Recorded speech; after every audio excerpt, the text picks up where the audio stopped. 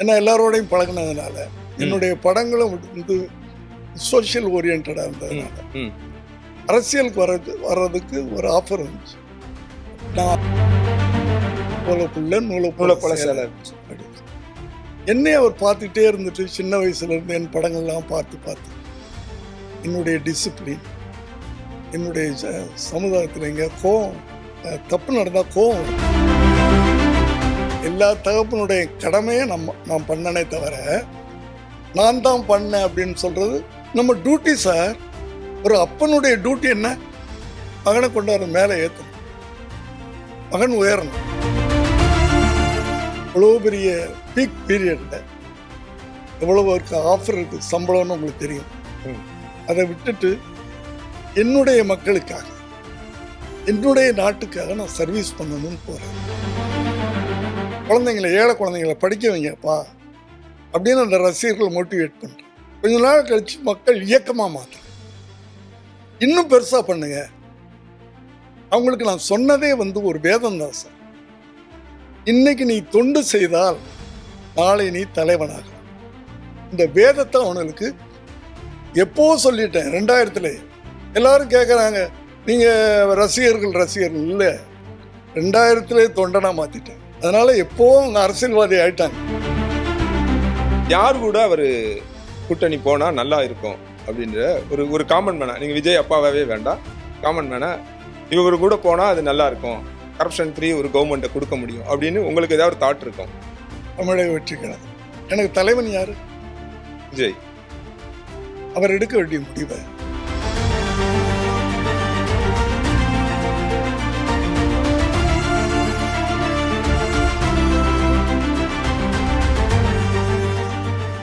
வணக்கம் and welcome to Thiru talks. இன்று நம்மோடு இணைந்திருக்கும் பிரபலம், இயக்குனர், தயாரிப்பாளர், நடிகர், இப்படி பன்முகத்தன்மை கொண்ட ஒரு பிரபலம். யார் அவர்? திரு எஸ்.ஏ. சந்திரசேகர் அவர்கள். வணக்கம். வணக்கம் சார். எப்படி இருக்கீங்க? நல்லா இருக்கேன் எப்பவும் போல. நாளைய தீர்ப்புல இருந்து அந்த பட துவக்கம் எப்படி இருந்தது? அதுல ஏதாவது நினைவுபடுத்துற மாதிரி, இல்லை ஏதாவது மறக்க முடியாத நினைவு அப்படின்ற மாதிரி விஜயோட ஆரம்பிச்ச கரியர் ஸ்டார்ட் பண்றது? 70 படங்கள்ல 50-55 படம் வந்து ஒரு ஆக்ஷன் படமாக தான் இருக்கும். ஒரு மெசேஜ் ஓரியன்ட் படங்கள் தான். ஒரு 20 படம் தான் வந்து லவ் சப்ஜெக்டாக அதுக்கு இதுன்னு அப்படி மாற்றி பண்ணியிருப்பேன். சட்டம் சந்திரசேகர் தான் சொல்லுவாங்க. ஆனால் அப்போல்லாம் கூட எனக்கு இப்போ கலைஞர் வசனத்தில் 3 படம் பண்ணேன் நான்.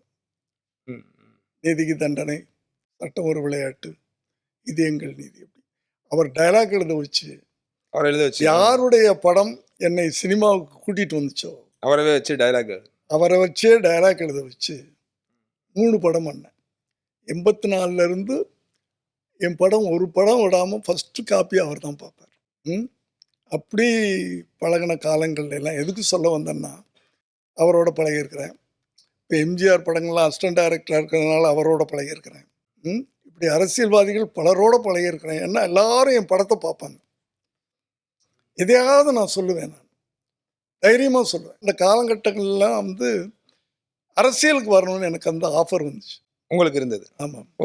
ஏன்னா எல்லாரோடையும் பழகினதுனால என்னுடைய படங்களும் வந்து சோஷியல் ஓரியன்டாக இருந்ததுனால அரசியலுக்கு வர்றதுக்கு ஒரு ஆஃபர் வந்துச்சு. பட் நான் அதை விரும்பலை. எங்கே எனக்கு அந்த ஆசை, சமுதாயத்துக்கு தேவையான ஒரு படங்களே ஒரு எழுத்தாளனாக, ஒரு இயக்குனராக நம்ம சொல்லணும்னு ஆசைப்பட்டனே தவிர ஒரு அரசியல்வாதியாக மாறி நம்ம அதை சொல்லணும்னு நினைக்கல நான். ஏன்னா அரசியல் கொஞ்சம் கொஞ்சமாக வந்து ஒரு ஒரு காமராஜர் பீரியடுக்கு பிறகு நீங்கள் அரசியல் காமராஜருக்கு முன்னாடி காமராஜருக்கு பின்னாடி அப்படின்னு நீங்கள் போட்டிங்கன்னா கிமுன்னு சொல்லுவாங்கல்ல. ஆமாம். கொஞ்சம் கொஞ்சமாக கரப்ட் ஆகிக்கிட்டே வந்துச்சு அரசியல். அரசியல்வாதிகள்லாம் கரப்ட் ஆகிக்கிட்டே வந்தாங்க, கொஞ்சம் கொஞ்சமாக கரப்ட் ஆகிக்கிட்டே வந்தாங்க. கடைசியில் இன்னைக்கு பார்த்தோம்னா மக்களையும் கரப்ட் ஆக்கிட்டாங்க. ஏதாவது ஒரு வேலை நடக்கணும்னா லஞ்சம் கொடுத்தா தான் அந்த வேலை நடக்கணும்னு மக்களை வந்து அதை வந்து வாழ்க்கையில் ஒன்றா மாற்ற லைஃப் ஸ்டைல் இயல்புலேயே அதை கொண்டாந்துட்டாங்க. ஸோ இதெல்லாம் எதுக்கு சொல்ல வந்தேன்னா, வேண்டாம்ப்பா அரசியல் வேணாம் அப்படின்னு. ஆனால் என் மகன் நடிக்க வந்த பிறகு அதுக்கு தான் சொல்ல வந்தேன். ம்.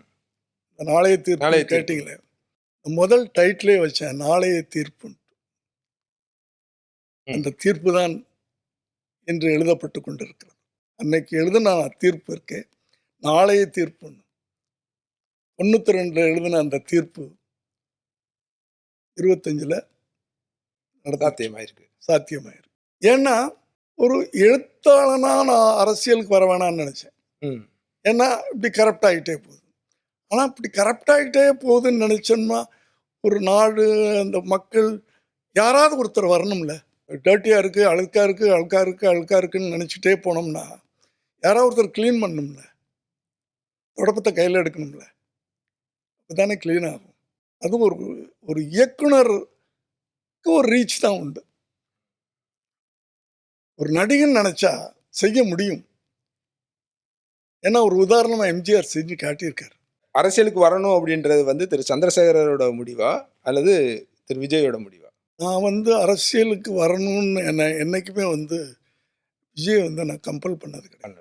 தாயை போல சேலை நூலை போல அப்படித்தான் சொல்லுவாங்க. தாயை போல புள்ள நூலை போல சேலை அப்படின்னு சொல்லி. அப்படின்னு சொல்லி என்னை அவர் பார்த்துட்டே இருந்துட்டு சின்ன வயசுலேருந்து என் படங்கள்லாம் பார்த்து என்னுடைய டிசிப்ளின், என்னுடைய சமுதாயத்தில் எங்கே கோவம் தப்பு நடந்தால் கோவம் வரும், சட்டுன்னு கோவம் வரும். தவறு நடந்தால் கோவப்படு அப்படின்றதே என்னுடைய வேதம் தான். அது கோவப்படு, அதை எப்படி தீர்க்கணும்னு போராடு அப்படின்றதான் என்னுடைய படங்கள்லாம். எல்லாத்துலேயுமே கதைகள் வேறு மாதிரி இருந்தாலும் அந்த கரு இதுவாக தான் இருக்கும். ஸோ அந்த சின்ன வயசுலேருந்து என்னை பார்த்து வேண்டாம், எனக்கு சினிமா லைஃப் வேண்டாம், அந்த பணம் வேண்டாம், மக்களுக்கு சர்வீஸ் பண்ணணும் அப்படின்னு அவருக்குள்ளேயே தோணுது. ஒரு விஷயம் அவருக்காக வந்தது தான். அவர் உங்களோட இயல்புல இருந்து உங்களை பார்த்து பழகி அதிலிருந்து உங்களோட அட்வைஸ் அப்படின்னு ஏதாவது அவருக்கு சொல்லுவீங்க? அதாவது உங்களோட நீண்ட அனுபவம் இருக்கு. அது சார் எப்போவுமே இந்த ஜென்ரேஷனுக்கு உட்கார வச்சு நீ இப்படி பண்ணணும், நீ பண்ணுறது தப்புன்னு சொன்னோம்னாவே அது தப்பு சார். அது எல்லா அப்பனுங்களுக்கு நான் சொல்கிறேன். பிள்ளைங்க அது இந்த ஜென்ரேஷன் டெக்னாலஜிலாம் வளர்ந்து போச்சு, ஐக்யூ வளர்ந்து போச்சு. இன்னைக்கு 5 வயசு பையன் கையில் செல்லை வச்சுக்கிட்டு என்னென்னமோ பண்ணுறான்.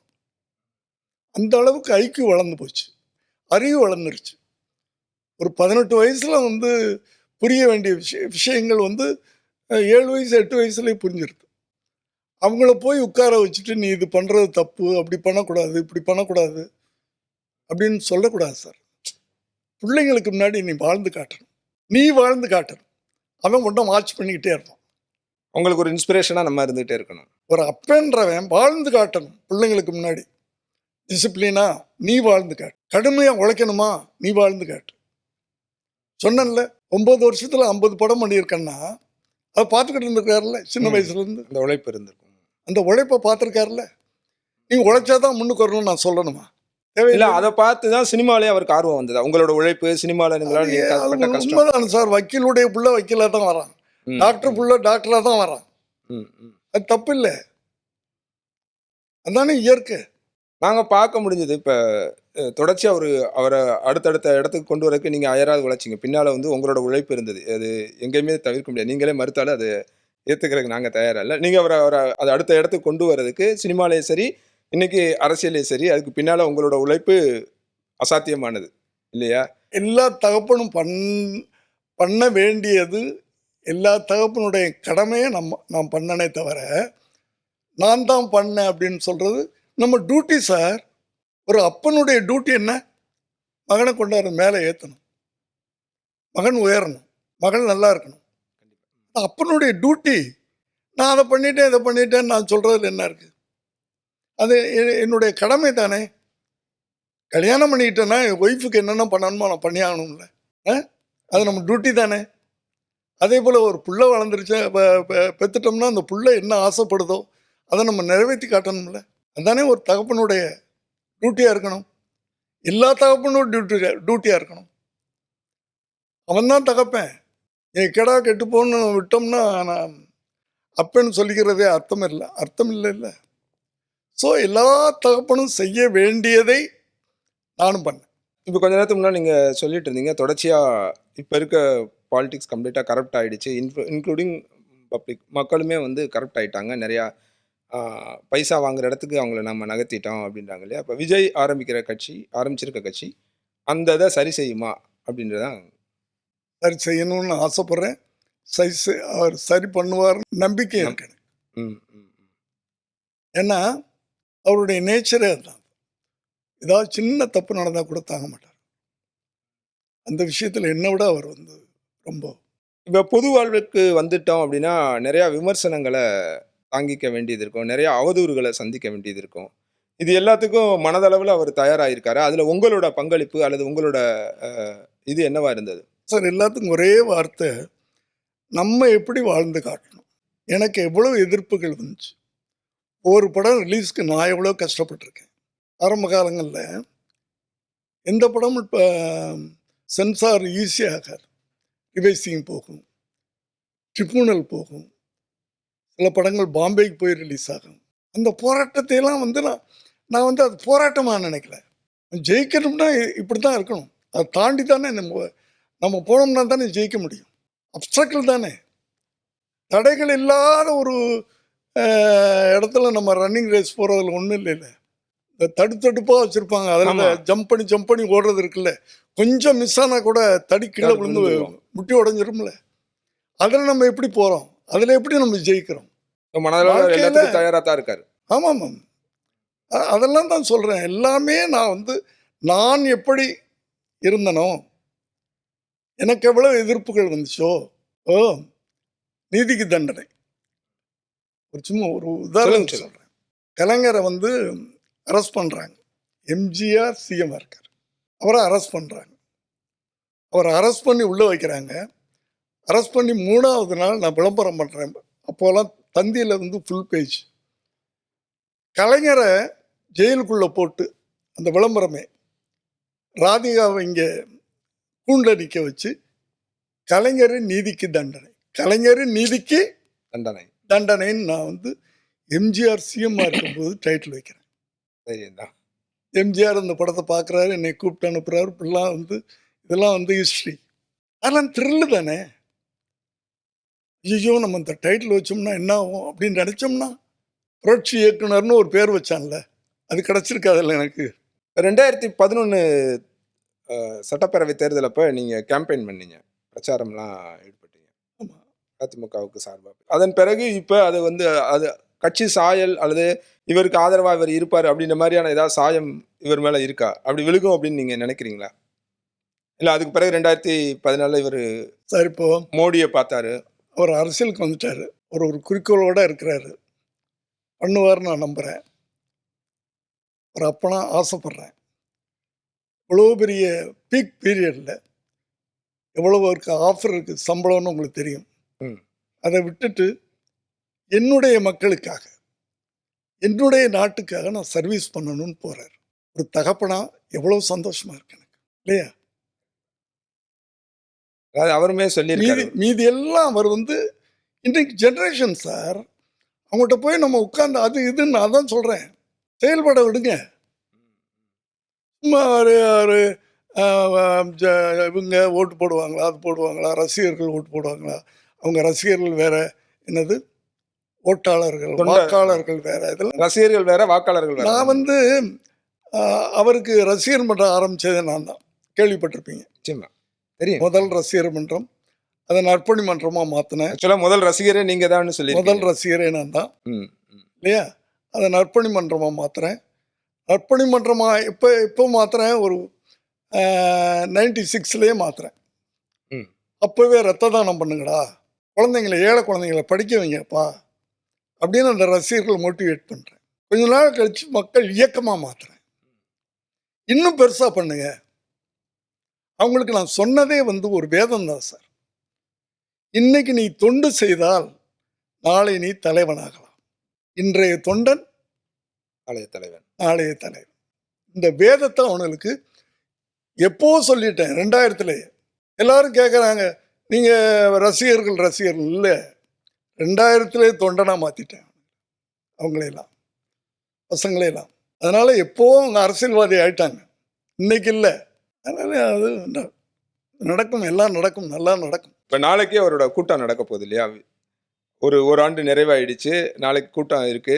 எப்படி அந்த கூட்டம் இருக்கும்? விஜயோட அடுத்த கட்டம் என்னவா இருக்கணும்? அவர் என்ன மாதிரியான ஆட்சி தரணும் அப்படின்னு நீங்க நினைக்கிறீங்க? அவர் மக்களுக்கு நல்லது செய்வார் சார். நல்லது பண்ணணும். நல்ல தமிழ்நாட்டுக்கு ஒரு நல்ல எதிர்காலம் கிடைக்கணும், கிடைக்கும் இந்த நம்பிக்கையோட. ஒரு காமன் மேனா ஒரு கேள்வி. விஜய் வந்து இது சொல்றாரு. என்ன மாநாட்டுல சொன்னாப்ல, கூட்டணி ஆட்சி இங்க இருக்கும் அப்படின்னு சொன்னாரு. யார் கூட அவரு கூட்டணி போனா நல்லா இருக்கும் அப்படின்ற ஒரு காமன் மேனா. நீங்க விஜய் அப்பாவாவே வேண்டாம். காமன் மேனா இவரு கூட போனா அது நல்லா இருக்கும். நீங்க இப்ப சொன்னீங்க இல்லையா? கரப்ஷன் ஃப்ரீ ஒரு கவர்மெண்ட்ட குடுக்க முடியும் அப்படின்னு உங்களுக்கு ஏதாவது ஒரு தாட் இருக்கும். அதாவது இப்போ தமிழக வெற்றி கழகம், தாவேகா, அதில் நானும் ஒருத்தன். இப்போ ஓ! அப்ப நீங்க அந்த கட்சி இதாவே சொல்லலாம். இல்லையா, நானும் ஒருத்தன். ம். எனக்கு தலைவன் யாரு? விஜய். அவர் எடுக்க வேண்டிய முடிவை ஒரு தொண்டன் எடுக்கலாமா? ரொம்ப ஸ்மார்ட்டா சொல்றீங்க நீங்க. நான் இல்ல இல்ல, ஆ. உண்மையில நான் முடிவு நீங்க எடுங்கன்னு அப்பா நான் கேட்கல. பிள்ளைன்றது வேற சார். ம்.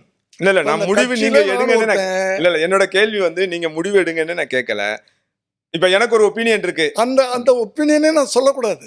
என் தலைவன் என்ன சொல்றான் அதுக்கு நான் கட்டுப்படணும். நாங்க ஒரு அவன் தான் உண்மையான தொண்டன். சரி. இங்க அப்பா கிடையாது. நான் ஒரு தொண்டனா இருக்கேன். என் தலைவன் அவன். சரி ஒரு தொண்டனா உங்ககிட்ட ஒரு கேள்வி. இப்ப தொடர்ச்சி அவர் மேல விமர்சனம் இருக்கு. வெளியில எங்கேயுமே இப்ப அவர் செய்தியாளர்களை எங்கேயுமே சந்திக்கிறது இல்ல அப்படின்ற ஒரு விமர்சனம் சார் நிறைய 60 வைக்கிறாங்க. வருஷமா பேசி பேசி பேசி நாட்டை அழிச்சிட்டாங்க சார். பேசாம ஒருத்தன் செயல்படட்டும், விடுங்க. இதுதான் அதுக்கான பதில். வருகைக்கும் கருத்து பதிவுக்கும் மிக்க நன்றி.